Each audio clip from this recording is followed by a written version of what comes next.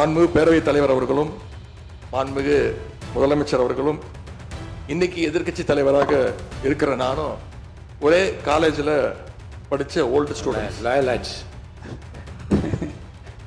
ஒரே காலேஜில் நாம் படிச்சிருந்தாலும் அரசாங்கத்தை நடத்துறதுல திமுக தான் சீனியர் பேட்ச். அது உங்களுக்கு தெரியும். 1967 ஆட்சிக்கு வந்தது திமுக தான். நாங்கள் தான் சீனியர்ஸ். அந்த அடிப்படையில் எங்களுடைய நாலேஜையும் எக்ஸ்பீரியன்ஸையும் நாங்கள் ஷேர் பண்ணிக்க ரெடியாக இருக்கோம். அதை ஏற்றுக்க நீங்களும் தயாராக இருங்க. விரைவிலேயே இந்த பேரவையில் ஆளுநர் உரை நிகழ்த்த இருக்கிறார். ஆகவே ஏற்கனவே உங்களுடைய அரசனுடைய பதவியேற்பு விழாவில் நடந்த அந்த சம்பவம், அந்த தவறு மீண்டும் இந்த பேரவையில் நடப்பதற்கு நீங்கள் அனுமதிக்க கூடாது. நாங்கள் அனுமதிக்க மாட்டோம். அரசு நிகழ்ச்சியாக இருந்தாலும் சரி, எந்த நிகழ்ச்சியாக இருந்தாலும் சரி, தமிழ்த்தாய் வாழ்த்து என்றைக்கும் 2வது இடத்திற்கு நாம தள்ளி போக விடக்கூடாது. மக்களை பிரிக்கும் சனாதானம் நிச்சயம் ஒழிக்கப்பட வேண்டும்.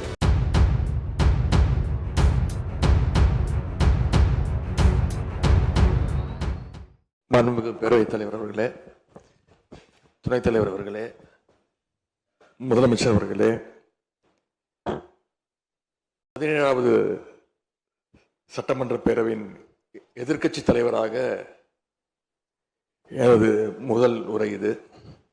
பகுத்தறிவு பகலவன் தந்தை பெரியார், தமிழ்நாட்டுடைய தலைமகன் பேரறிஞர் அண்ணா, நவீன தமிழ்நாட்டுடைய சிற்பி முத்தமிழறிஞர் டாக்டர் கலைஞர்,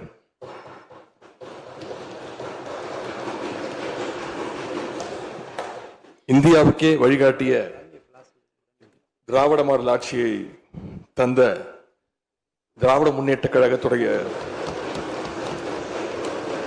தலைவர் திரு முத்துவேல் கருணாநிதி ஸ்டாலின் என எங்களுடைய தலைவர்களை எல்லாம் வணங்கி என்னுடைய இந்த உரையை துவங்குகின்றேன். முதல்ல என்னை 2வது முறையாக தேர்ந்தெடுத்து இந்த சட்டமன்றத்திற்கு அனுப்பிய என்னுடைய சேப்பாக்கம் திருவல்லிக்கேணி தொகுதி மக்களுக்கு என்னுடைய நன்றியை நான் இங்கே தெரிவித்துக் கொள்கின்றேன். அதே போல எங்கள் தலைவர் தலைமையிலான திராவிட முன்னேற்ற கழகத்துடைய கூட்டணிக்கு 1,52,82,782 வாக்குகளை தந்த தமிழ்நாட்டு மக்களுக்கு என்னுடைய நன்றியை நான் தெரிவித்துக் கொள்கின்றேன். அதேபோல எங்களுடைய கூட்டணி சட்டமன்ற உறுப்பினருடைய வெற்றிக்காக உழைத்த திராவிட முன்னேற்ற கழகத்துடைய அனைத்து நிர்வாகிகளுக்கும், முத்தமிழறிஞர் டாக்டர் கலைஞருடைய உயிரினும் மேலான அன்பு உடன்பிறப்புகளுக்கும், தோழமை இயக்க தலைவர்களுக்கும் தொண்டர்களுக்கும் என்னுடைய நன்றியை நான் தெரிவிச்சுக்கிறேன். இந்த அவையில என் கூட நின்று எனக்கு வழிகாட்டக்கூடிய எதிர்க்கட்சி துணைத் தலைவர் அண்ணன் திரு KN நேரு அவர்களுக்கும், எங்களுடைய கொறடா அண்ணன் வேலு அவர்களுக்கும், துணை கொறடா அண்ணன் திரு கோவி செழியன், செயலாளர் அண்ணன் திரு தங்கம் தென்னரசு, பொருளாளர் அண்ணன் திரு MRK பன்னீர்செல்வம் ஆகியோருக்கும், கழக சட்டமன்ற உறுப்பினர்களுக்கும் என்னுடைய நன்றியை நான் தெரிவிச்சுக்கிறேன். சட்டமன்றத்தில் நேற்று நாம அத்தனை பேரும் பதவி பிரமாணம் செஞ்சுக்கிட்டோம். அதன் பின்பு இன்னைக்கு முதல் நடவடிக்கையா பேரவைத் தலைவரை இன்றைக்கு தேர்ந்தெடுத்திருக்கிறோம். வரலாற்று சிறப்புமிக்க இந்த சட்டப்பேரவையில் மாண்புமிகு பேரவைத் தலைவராக தேர்ந்தெடுக்கப்பட்டிருக்கக்கூடிய உங்களுக்கும், துணைத் தலைவராக தேர்வு செய்யப்பட்டிருக்கக்கூடிய திரு ரவிசங்கர் அவர்களுக்கும், எங்களுடைய தலைவர் சார்பாகவும் கழக சட்டமன்ற உறுப்பினர்கள் சார்பாகவும் மீண்டும் என்னுடைய வாழ்த்துக்களை நான் தெரிவிச்சுக்கிறேன். மாண்புமிகு பேரவைத் தலைவர் அவர்களே, இங்கே ஏற்கனவே எல்லாரும் குறிப்பிட்டது போல நானும் கேள்விப்பட்டிருக்கேன். நீங்க எப்பொழுதுமே சிரித்த முகத்துக்கு சொந்தக்காரர்னு கேள்விப்பட்டிருக்கிறேன். அது மட்டும் இல்லை, எல்லோருடையும் மிகுந்த அன்போடு பழகக்கூடியவர் அப்படின்னு பலர் சொல்லி நான் கேள்விப்பட்டிருக்கிறேன். இதே சட்டப்பேரவையில் 1980ஆம் ஆண்டு தேர்தலையும் 2011 சட்டமன்ற தேர்தலையும் நீங்க வெற்றி பெற்று ஒரு சிறந்த சட்டமன்ற உறுப்பினராக நீங்க பணியாற்றி இருக்கிறீங்க. எனவே பேரவையுடைய மரபுகளும் விதிகளும் உங்களுக்கு புதுசு கிடையாது. நீங்க தேர்ந்தெடுக்கப்பட்ட இப்பொழுது சேர்த்து 3 முறையும் ஆளுங்கட்சி உறுப்பினரா சட்டமன்றத்துக்குள்ள நீங்க வந்திருக்கிறீங்க. இந்த முறை எதிர்க்கட்சிகளையும் அரவணைச்சு செயல்படுகின்ற ஒரு பேரவைத் தலைவரா நீங்க பொறுப்பேற்றிருக்கிறீங்க. அந்த பொறுப்புல ரொம்ப சிறப்பா நடுநிலைமையோடு செயல்படுவீங்க அப்படிங்கிறது தான் எங்க அத்தனை பேருடைய எதிர்பார்ப்பு. அதே போல ஒரு எளிய பின்னணியிலிருந்து வந்த முதன்முறையாக சட்டமன்ற உறுப்பினராக பொறுப்பேற்றிருக்கக்கூடிய மக்களால் தேர்ந்தெடுக்கப்பட்டிருக்கக்கூடிய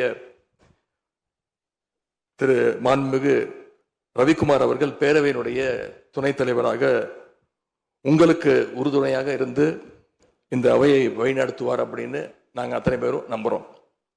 மாண்புமிகு பேரவைத் தலைவர் அவர்களே, நம்முடைய மாண்புமிகு முதலமைச்சர் அவர்கள் நேற்று எங்களுடைய தலைவருடைய வீடுகளுக்கும் அனைத்து கட்சி தலைவருடைய வீடுகளுக்கும் சென்று வாழ்த்துக்கள்லாம் பெற்றுக்கிட்டு போனார். அந்த அரசியல் நாகரிகம் இந்த பேரவையிலும் தொடரணும் அப்படிங்கிறதா எங்களுடைய எண்ணம், எதிர்பார்ப்பு. ஏற்கனவே நான் சொல்லியிருந்தாலும் மறுபடியும் சொல்ல விரும்புகிறேன். திராவிட முன்னேற்ற கழகம் இந்த சட்டப்பேரவையில் எதிரி கட்சியா இல்லாம ஒரு ஆக்கப்பூர்வமான எதிர்கட்சியாக நிச்சயம் செயல்படும். எங்க தலைவர் அவர்கள் சொன்ன மாதிரி திராவிட முன்னேற்ற கழகம் என்னைக்குமே ஒரு ஆக்க சக்தி தான். மாண்புமிகு பேரவைத் தலைவர்களே, இந்த பேரவைக்குன்னு ஒரு மிகப்பெரிய வரலாறு இருக்கு.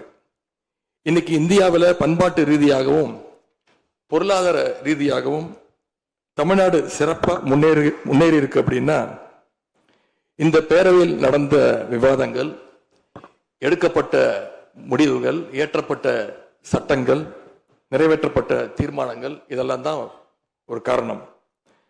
பிற மாநிலங்களுக்கெல்லாம் ஒரு எடுத்துக்காட்டாக வழிகாட்டக்கூடிய வகையில் செயல்பட்டு இந்தியாவையே திரும்பி பார்க்க வச்ச சட்டமன்ற பேரவை இந்த தமிழ்நாட்டு சட்டமன்ற பேரவை. அப்படிப்பட்ட இந்த பேரவையில் ஆரோக்கியமான ஆக்கப்பூர்வமான விவாதங்களுக்கு இடம் கொடுத்து ஜனநாயக மாண்புகளுக்கு முக்கியத்துவம் கொடுத்து பேரவைத் தலைவர் அவர்கள் என்றைக்கும் நடுநிலைமையோடு செயல்பட வேண்டும் என்று நாங்கள் அனைவரும் விரும்புகின்றோம். நாம் எங்க ஆளுங்கட்சி எதிர்கட்சி அப்படின்னு எதிர் வரிசையில் உட்கார்ந்திருந்தாலும் தமிழ்நாட்டுடைய வளர்ச்சின்னு வரும்போது நாம் அனைவரும் ஒரே வரிசையில் முன் வரிசையில் நின்று உழைக்கணும்னு நான் விரும்புகிறேன். அதைத்தான் தமிழ்நாட்டு மக்களும் எதிர்பார்த்துக்கிட்டு இருக்கிறாங்க, விரும்புகிறாங்க. திராவிட முன்னேற்ற கழகமும் அதைத்தான் விரும்புது. எங்களுடைய தலைவர் அவர்கள் கடந்த 5 ஆண்டுகள்ல அடிக்கடி சொல்ற ஒரு வார்த்தை, இது எனது அரசு அல்ல நமது அரசு என்று எங்களுடைய தலைவர் அவர்கள் அடிக்கடி சொல்லுவார். அதை நிரூபிச்சியும் காட்டியிருக்கிறார். சென்ற திராவிட மாடல் அரசுங்கிறது வாக்களிச்ச மக்களுக்கு மட்டும் இல்லாம வாக்களிக்காத மக்களுக்குமான அரசாகத்தான் செயல்பட்டு வந்தது. ஆகவே இந்த புதிய அரசும் அனைவருக்குமான அரசாக உங்களுக்கு வாக்களிக்காத மக்களுக்குமான அரசாக செயல்படும்னு நான் விரும்புறேன். இந்த நேரத்தில் இன்னொரு விஷயத்தையும் இங்க நினைவுபடுத்த விரும்புறேன். மாண்புமிகு பேரவைத் தலைவர் அவர்களும் மாண்புமிகு முதலமைச்சர் அவர்களும் இன்னைக்கு எதிர்கட்சி தலைவராக இருக்கிற நானும் ஒரே காலேஜில் படிச்ச ஓல்டு ஸ்டூடெண்ட். ஒரே காலேஜில் நாம படிச்சிருந்தாலும் அரசாங்கத்தை நடத்துறதுல திமுக தான் சீனியர் பேட்ச். அது உங்களுக்கு தெரியும். 1967 ஆட்சிக்கு வந்தது திமுக தான். நாங்கள் தான் சீனியர்ஸ். அந்த அடிப்படையில் எங்களுடைய நாலேஜையும் எக்ஸ்பீரியன்ஸையும் நாங்கள் ஷேர் பண்ணிக்க ரெடியாக இருக்கோம். அதை ஏற்றுக்க நீங்களும் தயாராக இருங்க. ஏன்னா நமக்கு எப்பவுமே தமிழ்நாட்டு மாநிலத்துடைய நலன்தான் மிக மிக முக்கியம். மாண்புமிகு பேரவைத் தலைவர் அவர்களே, நீங்க போட்டியின்றி தேர்வாகியிருக்கீங்க. மாண்புமிகு முதலமைச்சரும் எதிர்கட்சி தலைவரான நானும் உங்களை அவை முன்னவரும் இந்த இருக்கையில் உட்கார வச்சிருக்கிறோம், அமர வச்சிருக்கிறோம். இன்னைக்கு உங்க கையை பிடிச்சி அழைச்சிட்டு வந்து உட்கார வச்சிருக்கிறோம். இனி எங்க 2 தரப்பையும் நீங்க தான் கையை பிடிச்சி அரவணைச்சு கோவம் இல்லாம கோவப்படாம, நீங்க கோவப்பட மாட்டீங்கன்னு தெரியும். உங்களை கோவப்படுத்துற மாதிரி எந்த செயலையும் நாங்கள் செய்ய மாட்டோம். சட்டமன்ற ஜனநாயகத்தில் ஆளுங்கட்சி காதுகளாகவும் எதிர்கட்சி குரலாகவும் இருக்க வேண்டும். அதுல தான் இந்த அவையுடைய பெருமை நிச்சயம் அடங்கி இருக்கு. பொதுவா இதுக்கு முந்தைய சட்டமன்ற பேரவை எடுத்துக்கிட்டா ஆளுங்கட்சி வரிசையில அதிக உறுப்பினர்களும் எதிர்கட்சி வரிசையில அதை விட குறைவான உறுப்பினர்களும் இருப்பாங்க.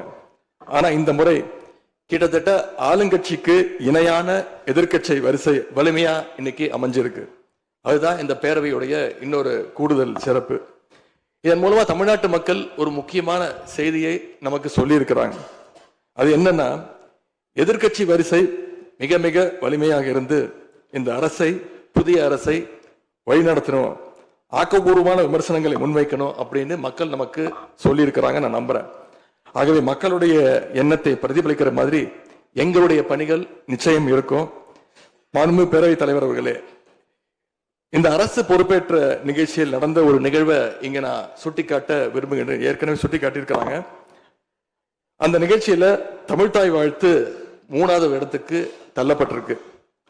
இது தமிழ்நாட்டு மக்கள் மத்தியில மிகப்பெரிய ஒரு கோபத்தையும் அதிர்ச்சியையும் ஏற்படுத்தி இருக்கு. அதை எதிர்கட்சிகள் எல்லோரும் விமர்சிச்சிருக்கிறோம். அதுக்கு ஆளுங்கட்சியும் ஒரு விளக்கத்தையும் கொடுத்திருக்கிறாங்க. நானும் பார்த்தேன். எங்களோட கருத்து என்ன அப்படின்னா, பாஜக ஆட்சிக்கு வந்திருக்கக்கூடிய மேற்கு வங்க மாநிலத்துல பதவியேற்பு நிகழ்ச்சியின் போது வந்தே மாதரம் பாட்டு பாடப்படல. ஆனா இங்க தமிழ்நாட்டுல அது பாடப்பட்டிருக்கு. மேற்கு வங்கத்துல இன்னைக்கு யாரு ஆளுநரா போய் உட்கார்ந்து இருக்காங்க அப்படின்னு உங்க அத்தனை பேருக்கும் தெரியும். நான் சொல்ல வேண்டிய அவசியம் இல்லை. அவர் இங்க ஆளுநரா இருந்தப்போ தமிழ்நாடு சட்டமன்ற பேரவையில தமிழ்தாய் வாழ்த்துக்கு முன்னாடி தேசிய கீதம் பாடணும்னு பேரவையினுடைய மரபையே மாத்த சொன்னவர் தான் இன்னைக்கு மேற்கு வங்கத்தில் ஆளுநராக இருக்கிறார். அதை நாங்க உறுதியா, எங்களுடைய தலைவர் அப்போதைய முதலமைச்சர் உறுதியா மறுத்தார். அதனால 2023ஆம் ஆண்டு முதல் தொடர்ந்து 3 வருஷம் அவர் பேரவையிலிருந்து வெளிநடப்பு செஞ்சுட்டு போன காட்சிகளை எல்லாம் நீங்களும் பார்த்திருப்பீங்க. இதன் மூலமா நாங்க சொல்ல வர்றது, அடுத்து விரைவிலேயே இந்த பேரவையில ஆளுநர் உரை நிகழ்த்த இருக்கிறார். ஆகவே ஏற்கனவே உங்களுடைய அரசினுடைய பதவியேற்பு விழாவில் நடந்த அந்த சம்பவம், அந்த தவறு மீண்டும் இந்த பேரவையில நடப்பதற்கு நீங்க அனுமதிக்க கூடாது. நாங்கள் அனுமதிக்க மாட்டோம். பேரவையில் மட்டுமல்ல, தமிழ்நாட்டில் நடக்கக்கூடிய எந்த நிகழ்ச்சியாக இருந்தாலும் சரி, அரசு நிகழ்ச்சியாக இருந்தாலும் சரி, எந்த நிகழ்ச்சியாக இருந்தாலும் சரி, தமிழ்தாய் வாழ்த்து என்றைக்கும் 2வது இடத்திற்கு நாம தள்ளி போக விடக்கூடாது. இந்த அரசு அதற்கு அனுமதிக்க கூடாது என்று நான் இங்கே கேட்டுக்கொள்கின்றேன். ரொம்ப விழிப்போடு இருந்து நம்முடைய உரிமையை, மரபை பாதுகாக்கணும்னு உங்களை எல்லாம் வலியுறுத்தி நான் கேட்டுக்கொள்கின்றேன். மாண்பு பேரவைத் தலைவர் அவர்களே, வண்டிக்கு பிரேக் எப்படியோ, ஒரு காலைக்கு மூக்கனாங்கயிறு எப்படியோ, அப்படிதான் ஆளுங்கட்சிக்கு எதிர்கட்சி அப்படின்னு பேரறிஞர் அண்ணா அவர்கள் நமக்கு சொல்லியிருக்கிறார். ஆகவே பேரறிஞர் அண்ணா சொன்ன வழியில ஆளுங்கட்சியினுடைய செயல்பாட்டை உற்று நோக்கி உங்களுடைய நிறைகளை, குறைகளை சுட்டு காட்டுகின்ற ஒரு ஆக்கப்பூர்வமான எதிர்கட்சியாக நாங்கள் நிச்சயமாக செயல்படுவோம். இந்த அவைக்கு புதியவங்க, ஃபர்ஸ்ட் டைம் எம்எல்ஏஸ் நிறைய பேர் வந்திருக்கிறீங்க. அதுல மிகுந்த மகிழ்ச்சி. அதே போல ரொம்ப வருடங்களுக்கு பிறகு நிறைய பெண் சட்டமன்ற உறுப்பினர்கள் இங்க இடம்பெற்றிருக்கிறீங்க. அதுல எங்களுக்கு கூடுதல் மகிழ்ச்சி. அத்தனை பேருக்கும் மீண்டும் என்னுடைய வாழ்த்துக்கள். தமிழ்நாட்டுடைய உரிமைகளுக்காகவும் வளர்ச்சிக்காகவும் நாம எல்லாரும் சேர்ந்து ஒன்னா பயணிப்போம். எது எப்படி ஆனாலும் திராவிட இயக்கத்தினுடைய அடிப்படை கொள்கைப்படி எல்லோருக்கும் எல்லாம் கிடைக்கிறதை உறுதி செய்கின்ற வகையில எதிர்கட்சி வரிசையில இருந்து நாங்கள் நிச்சயம் செயல்படுவோம். நடந்து முடிந்த தேர்தலில் ஆட்சி அமைப்பதற்கான பெரும்பான்மையை ஆளுங்கட்சிக்கு மக்கள் வழங்காமல் போனாலும் திராவிட முன்னேற்ற கழகத்துடைய தலைமையில் தேர்தலை சந்திச்சு வென்ற தோழமை இயக்க சட்டமன்ற உறுப்பினருடைய ஆதரவோடு ஆட்சி அமைத்திருக்கக்கூடிய புதிய அரசிற்கும் மாண்பு முதலமைச்சர் அவர்களுக்கும் என்னுடைய வாழ்த்துக்களை நான் மீண்டும் தெரிவித்துக் கொள்கின்றேன். மாண்புமிகு பேரவைத் தலைவர் அவர்களுக்கும் பேரவை துணைத் தலைவர் அவர்களுக்கும் என்னுடைய நன்றி. உங்களுடைய பணிகள் சிறக்கட்டும். மீண்டும் என்னுடைய வாழ்த்துக்களை தெரிவித்துக் கொள்கிறேன். நன்றி, வணக்கம். வெல்க தமிழ், வாழ்க தமிழ்நாடு. மக்களை பிரிக்கும் சனாதானம் நிச்சயம் ஒழிக்கப்பட வேண்டும். நன்றி, வணக்கம்.